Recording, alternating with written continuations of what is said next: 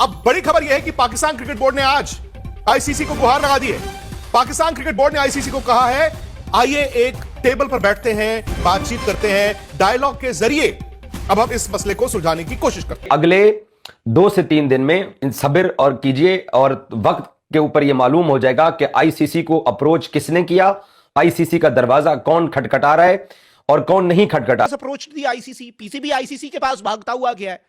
As usual, sections of Indian media are busy circulating fiction. कि Pakistan cricket board ने first official contact किया है ICC के साथ और उनको बताया है कि हम क्यों नहीं 15 फरवरी का मैच खेलना चाहते। और भारतीय मीडिया का यह दावा है कि आईसीसी ने रद्द कर दिया पाकिस्तान की, जो पाकिस्तान ने एक वजह बताई है कि हुकूमत की वजह से हम मैच नहीं खेल। हम पाकिस्तानी चाटने में बड़ा माहिर हैं, हम चाटेंगे भी और इंडिया पाकिस्तान 15 फरवरी का मैच खेलेंगे भी।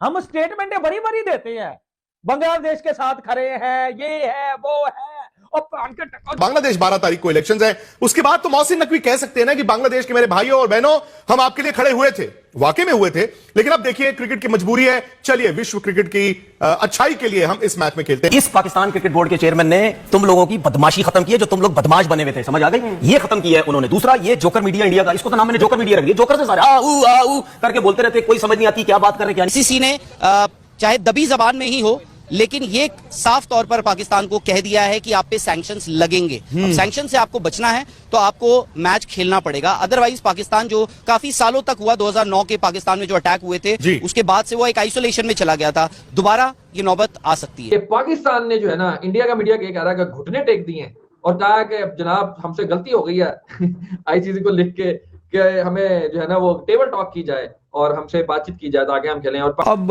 मोहसिन नकवी साहब मेरा ख्याल लगे हुए हैं कुछ मनवाने के लिए। अब क्या वो मनवा लेते हैं, वो मानते हैं नहीं मानते, या ऐसे ही चलेगा, 15 तारीख आएगी और पाकिस्तान नहीं खेलेगा। फिर सवाल ये होगा कि अगर पाकिस्तान अच्छी कारकर्दगी शो करता है इन द अर्लियर मैचेस और वो ऊपर चला जाता है, तो फिर शायद एक मौका आएगा जहां शायद इंडिया के साथ फिर खेलना पड़ जाए। तो उस वक्त हम क्या करेंगे? उस वक्त तो बिल्कुल टॉप पे होगा सारा कुछ। तो उस वक्त तो आप अरबों की बात कर रहे हैं, वहाँ खरबों की बात हो रही होगी। तो इसलिए घबराहट तो हर जगह पे है और ये मामले को अब तय करना है। और मेरा ये मौक़िफ़ है कि अब जिसे कहते हैं ना, द बॉल, गेंद जो है वो आईसीसी एक्चुअली बीसीसीआई के पास है।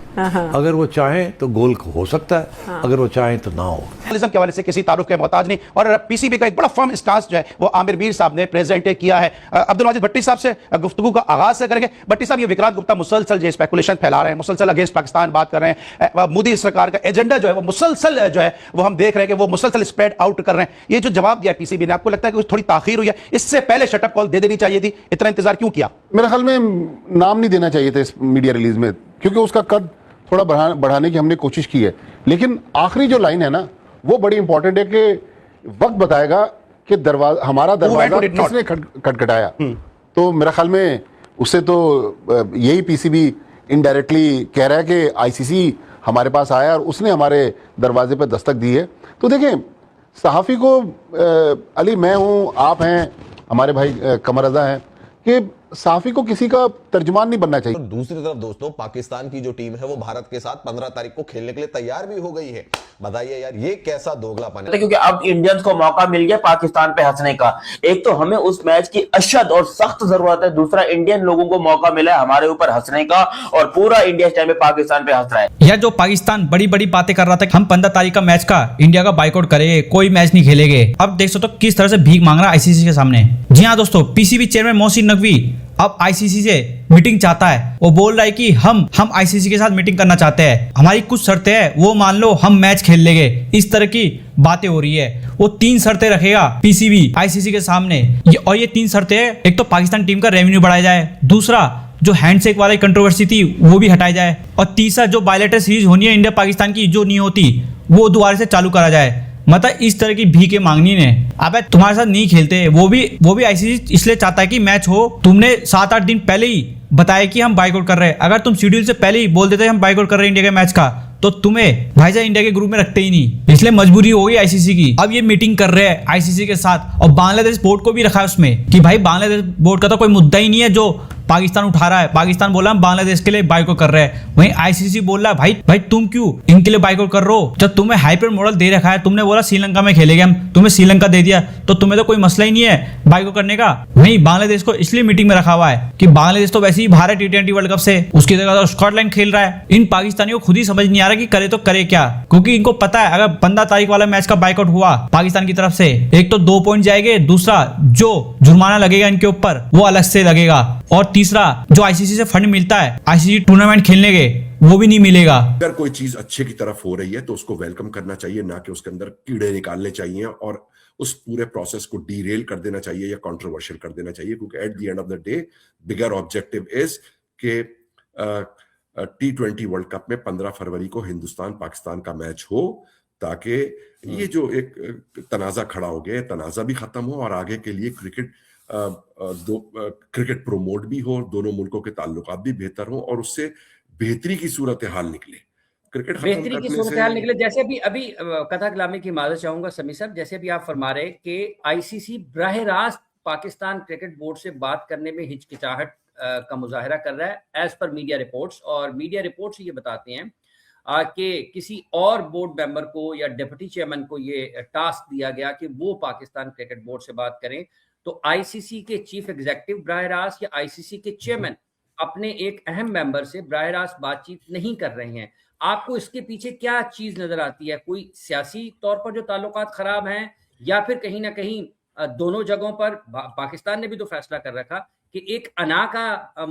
एक पहलू आपको नजर आता है आईसीसी के चेयरमैन या उनके चीफ एग्जीक्यूटिव की तरफ से, या वाकईतन यही प्रोसेस है कि किसी और को आगे करके बात की जाए और फिर बाद में उस गुफ्तगू का हिस्सा बना? चैंपियंस ट्रॉफी भी आईसीसी इवेंट है, जो वर्ल्ड टेस्ट चैंपियनशिप है वो भी आईसीसी इवेंट है ना, उसमें हमारा और इंडिया का मैच क्यों नहीं होता? चले इंडिया में नहीं हो सकता, पाकिस्तान में नहीं हो सकता, तो ये वर्ल्ड कप भी तो श्रीलंका में ही हो रहा है ना। दुबई में चैंपियंस ट्रॉफी हुई ना, तो आप बाहर कराएं, ऑस्ट्रेलिया में कराएं वो टेस्ट सीरीज, या इंग्लैंड में कराएं, श्रीलंका में कराएं, बांग्लादेश में कराएं, लेकिन वो टेस्ट सीरीज भी WTC में होनी चाहिए। लेकिन ये दोहरा में आ रहा है। लेकिन बासित भाई आप देखें, उन्होंने आपकी मर्जी से आपका जो वेन्यू है वो चेंज किया, उन्होंने जो आपने मांगा उन्होंने तो दिया आपको। बिल्कुल सही बात है, लेकिन हमारी यहाँ पे जो उन्होंने बांग्लादेश के साथ करा, क्या वो सही करा? उनका इंटरनल मामला था ना, थोड़ा सा होशियारी करते तो वो मामला वर्ल्ड कप के बाद उठाते ना। गलती तो वहां से हुई ना BCCI की, जो मुस्तफिजुर रहमान को उन्होंने हटा दिया, वो शोर मच गया।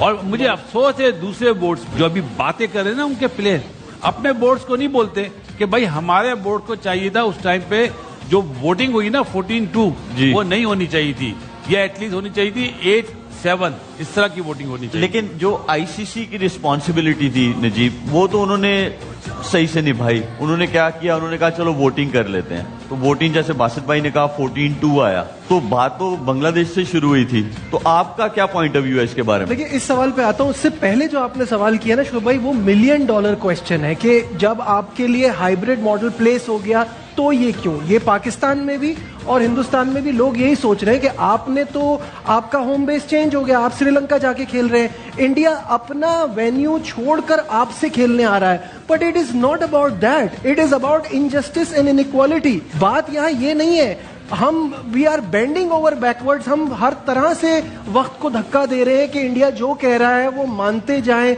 आईसीसी की बात पे पहले क्या होता था, एशिया कप है तो चले उसका तो कुछ नहीं है, एसीसी के अंडर है, आईसीसी का इवेंट होगा तो उनको आना पड़ेगा। फिर उन्होंने ये डिमांड की कि हम अपने मैचेस दुबई में खेलेंगे। सारी टीमों का आना जाना उनके लिए सरदर्द बन गई चैंपियंस ट्रॉफी, और सोने पे सुहागा, इंडिया की टीम भी अच्छी है तो हमारा सेमीफाइनल भी गया, हमारा फाइनल भी गया। तो एक अरसे के बाद हम होस्ट कर रहे थे, हमारे साथ ये एक बहुत बड़ी ज्यादती हुई। तो फिर जब आज बांग्लादेश वही चीज मांग रहा था तो उसको क्यों नहीं मिली? किसी को तो आवाज उठानी थी ना, आज नहीं तो कब, हम नहीं तो और कौन। पहले पाकिस्तान तन्हा खड़ा था, अब बांग्लादेश के लिए पाकिस्तान ने आवाज उठाई है।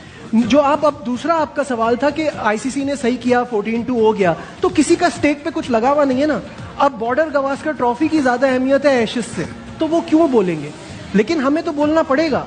इसका मतलब ये नहीं है कि इंडिया की क्रिकेट अच्छी नहीं है, उनका स्ट्रक्चर अच्छा नहीं है, मैं इंडियन टीम का फैन हूं, लेकिन नाइंसाफी के खिलाफ तो आवाज उठानी पड़ेगी ना। कल जो बातचीत उनकी हुई है उसमें उन्होंने एम्बेसडर जो है कोर्ट से रिक्वेस्ट की है कि आप कुछ इंटरवीन करें इस मामले में, क्योंकि बहुत बड़ा लॉस हो रहा है और फिर ये क्रिकेट के लिए भी अच्छा नहीं है बकौल उनके।